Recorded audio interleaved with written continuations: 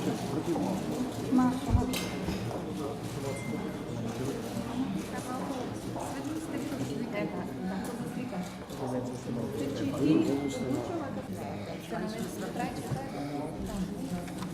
сите ви е добро познат проблемот кој го создава членот 22 од Законот за специјално јавно обвинителство,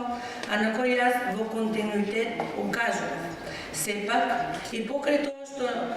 не се направија обиди за изнаоѓање на соодветно законско решение, со кое би се овозможило услови ова јавно обвинителство да има законски рокови во кои ќе постапува во согласно со Законот за кривична постапка, ние сепак до денес успеавме да ги поднесеме сите обвиненија за кои сметавме дека се обезбедени цврсти докази, што во бројка представува